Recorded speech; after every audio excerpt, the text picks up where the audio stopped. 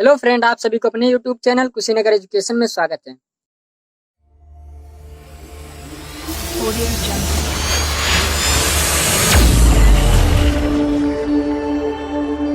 Audio Jungle.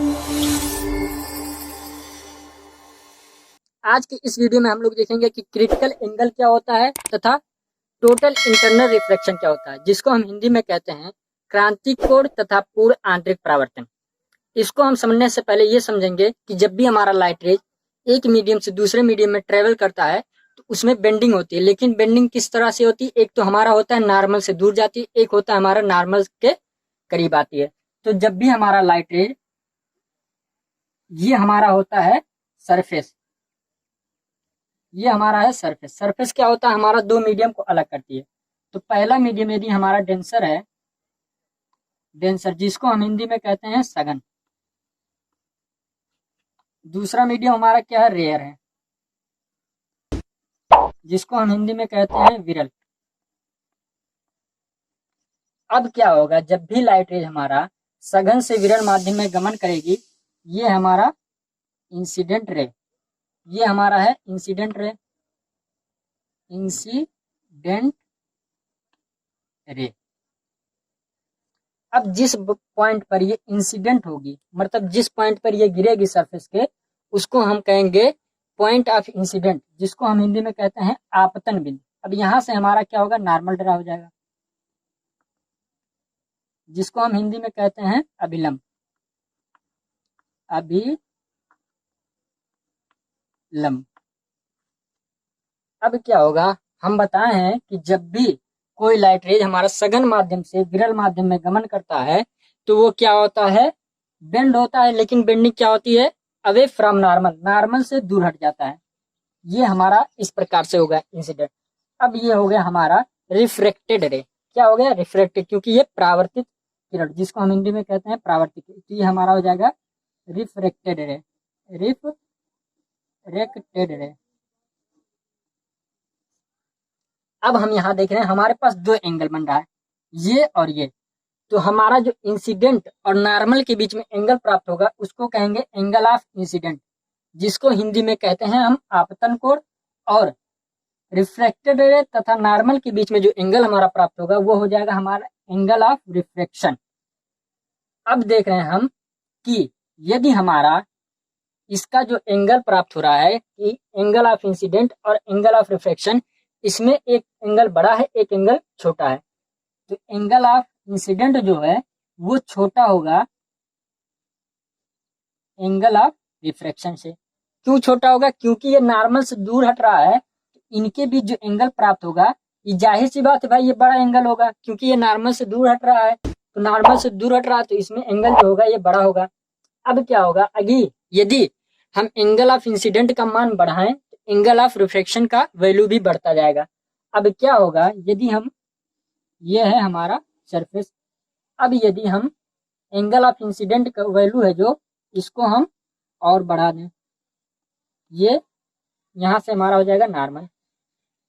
अब बढ़ा देंगे, जैसे ही हम एंगल ऑफ इंसिडेंट का मान बढ़ाएंगे तो रिफ्रैक्शन का वैल्यू भी बढ़ता जाएगा। लेकिन एक स्थिति ऐसी आएगी, एंगल ऑफ इंसिडेंट के लिए जो एंगल ऑफ रिफ्रैक्शन होगा उसकी वैल्यू 90 एंगल हो गए, अर्थात ये सरफेस पे ही रिफ्लेक्ट हो जाएगा। ये हो गया हमारा। अब क्या होगा? जो ये हमारा एंगल प्राप्त होगा वो हमारा हो जाएगा 90 एंगल। अब इसी को हम कहते हैं क्रिटिकल एंगल।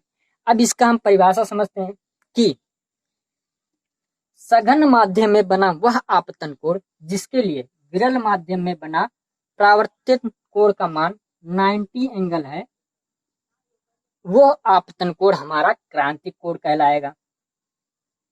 फिर से समझते हैं कि सघन माध्यम में बना वह आपतन कोण जिसके लिए विरल माध्यम में अपवर्तन कोण का मान 90 एंगल हो, वह हमारा आपतन कोण क्या कहलाएगा? Angle of incidence is equal to angle of critical, जिसको हम सी से रिप्रेजेंट करते हैं। तो यहाँ हमारा हो गया कंसेप्ट ऑफ क्रिटिकल एंगल। तो फाइनल हो गया कि हमारा जब भी लाइट रेज सघन से विरल माध्यम में गमन करेगा तो एक स्थिति ऐसी आएगी कि जिसके लिए हमारा जो अपवर्तन कोण है वो 90 एंगल हो जाएगा। इस स्थिति में जो हमारा एंगल ऑफ इंसिडेंट प्राप्त होगा वो हमारा क्रिटिकल एंगल कहलाएगा। अब यहाँ हम पूर्ण आंतरिक परावर्तन को समझते हैं। अब जैसे ही हम इसका एंगल ऑफ इंसिडेंट का मान और बढ़ाएंगे तो क्या होगा, हमारा एंगल ऑफ जो रिफ्रैक्शन है वो भी बढ़ेगा। तो इस केस में क्या होगा हमारा, मान लीजिए एंगल ऑफ इंसिडेंट बढ़ा दिए और बढ़ा दिए हम, ये हो गया हमारा एंगल ऑफ इंसिडेंट, इसका वैल्यू बढ़ा दिए। अब क्या होगा, ये 90 एंगल तो पहले से ही प्राप्त है, अब इसमें जो हमारा ये विरल माध्यम है इसमें प्रवेश ही नहीं करेगा, ये जिस माध्यम से आया पुनः उसी माध्यम में वापस लौट जाएगा और एंगल ऑफ रिफ्रैक्शन की जगह एंगल ऑफ रिफ्रैक्टेड प्राप्त हो जाएगा, यहाँ हो जाएगा आर। अब क्या हो रहा है, हमारा जो लाइट रेज है वो हमारा विरल माध्यम में प्रवेश ही नहीं कर रहा, मतलब सघन माध्यम से निकली और सघन माध्यम में पुनः वापस चला गया। तो इसी को हम कहते हैं पूर्ण आंतरिक परावर्तन, टोटल इंटरनल रिफ्रैक्शन।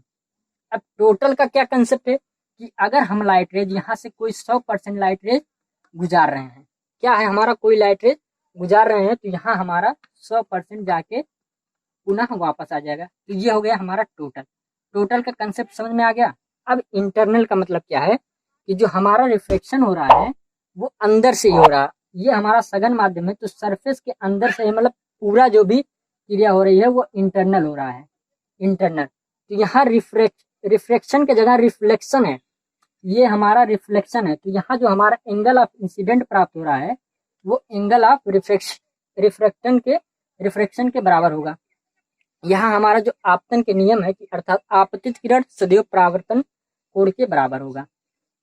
यहाँ जो हमारा एंगल ऑफ इंसिडेंट होगा वो बराबर होगा एंगल ऑफ रिफ्रैक्शन के।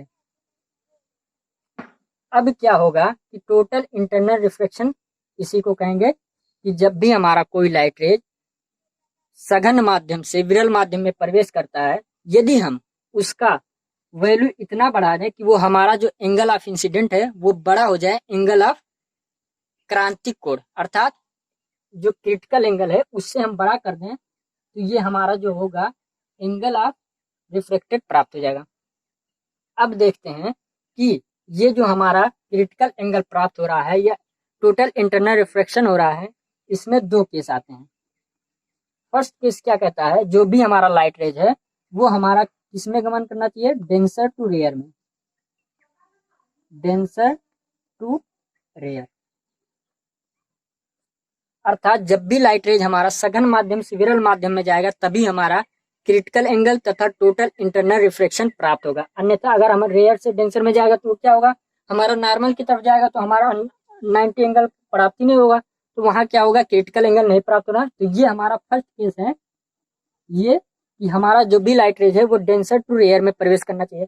और दूसरा क्या है, टोटल इंटरनल रिफ्रैक्शन के लिए जो भी हमारा एंगल ऑफ इंसिडेंट है वो हमारा बड़ा होना चाहिए, एंगल ऑफ इंसिडेंट जो है वो बड़ा होना चाहिए एंगल ऑफ क्रिटिकल के। अर्थात एंगल ऑफ इंसिडेंट जो है अगर क्रिटिकल एंगल के बड़ा होगा तभी हमारा टोटल इंटरनल रिफ्रैक्शन होगा, अन्यथा नहीं होगा। तो आई होप आपको ये क्रिटिकल एंगल तथा टोटल इंटरनल रिफ्रैक्शन अच्छे से समझ में आ गया होगा। तो मिलेंगे नेक्स्ट वीडियो में, तब तक के लिए जय हिंद।